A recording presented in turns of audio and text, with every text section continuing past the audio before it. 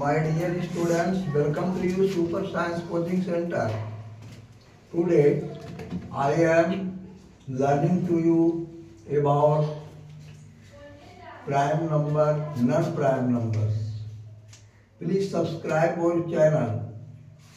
प्रश्न आपका है कि व्याख्या करें कि 5 गुने 7 गुने 13 जोड़ 5 एक भाज्य संख्या है। तो हम सबसे पहले इसको व्याख्या करने के लिए मान लेंगे कि ए एक धन पूर्णांक है, यानी ए बराबर 5 गुने 7 गुने 13 जोड़ 5। ऊपर जो लिखा हुआ उसको हम क्या मान लिया, ए। अब हम इसकी व्याख्या में आते हैं, तो इसको इम्प्लाइड बाई 5 दोनों से हमने क्या किया, कॉमन। देख रहे हो, क्या देख रहे हो, इतना एक साथ है और ये अकेला है, तो दोनों पद से हमने 5 कॉमन ले लिया। तो इसमें क्या बच रहा है, 7 गुने 13 जोड़, यहाँ क्या बचा, 1, क्योंकि इसका कॉमन आ गया है ये 5। अब 5 कॉमन वाला वैसे ही है, ब्रैकेट जैसे था वैसे है। अब इसको गुना कर दिया, मल्टीप्लाई, तो 93 और जोड़ 1, ब्रैकेट बंद कर दिया। 5 यहाँ गुना का चिन्ह छिपा हुआ रहता है, ये तुम लोग को मालूम है। अब 91 में 1 जोड़ा तो कितना हुआ, 92।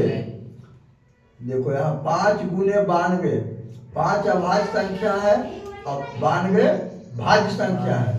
तो अब हम क्या किया, 92 का फिर से अभाज्य गुणनखंड निकाल दिया। यानी कहने का मतलब कि 92 को हम 2 गुने 23 भी लिख सकते हैं अभाज्य संख्या के गुणनफल के रूप में। तो उसी को लिखा 5 गुने 2 गुने 2 गुने 23। अब देखिए इसमें जो गुणनखंडन के रूप में आई हुई संख्याएं हैं सब अभाज्य संख्याएं हैं, सब अभाज्य संख्या है, 5 भी 2 भी 23 भी। तो क्या लिख दिया, जो कि एक भाज्य संख्या को सूचित करता है, अतः दी गई संख्या एक भाज्य संख्या है।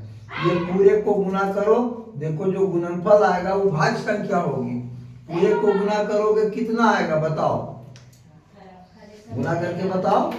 2 दूनी 4 पचे 20, 20 गुने 23। ये देखो 0 को 0 रख दिया, 2 दूना 46, 460। 460 भाज्य संख्या है कि नहीं। भाज्य संख्या को ही अभाज्य संख्या के गुणनफल के रूप में व्यक्त किया जाता है, जो कि अंकगणित का आधारभूत प्रमेय बताता है। अंग्रेजी में उसको हम लोग फंडामेंटल थ्योरम ऑफ अर्थमेटिक के नाम से जानते हैं। पहला पाठ में ये आपको यही पढ़ना है। एक प्रमेय है अंकगणित का आधारभूत प्रमेय और दूसरा है यूक्लिड विभाजन लेमा, यूक्लिड विभाजन लेमा, जो कि बता चुके हैं। और फिर हम यूक्लिड विभाजन लेमा के आधार पर साबित करेंगे आगे। दूसरा प्रश्न आपका है, व्याख्या करें कि 5 गुने 7 गुने 11 गुने 13 जोड़ 55 एक भाज्य संख्या। फिर हम क्या किया, माना कि ये बराबर, इसको लिख दिया 5 गुने 7 गुने 11 गुने 13 जोड़ 55। अब इसमें हम क्या देखते हैं, 11 को 5 से गुना कर लेंगे तो 11 पचे 55 होगा, अब गुने 7 और गुने 13 और प्लस 55। अब ये 2 पद बन गया आपका उसी ढंग का। दोनों से हमने क्या किया, 55 को कॉमन ले लिया और क्या लिख दिया, 7 गुने 13 और जोड़ 1। हाँ, तो 55 के 55 और 13 91 और जोड़ 1। 91 में 1 जुटा कितना हुआ, 92। 55 गुने 92। अब 55 गुने 92 है तो 92 भाज्य संख्या है और ये भी भाज्य संख्या है। देख रहे हो, दोनों भाज्य संख्या है।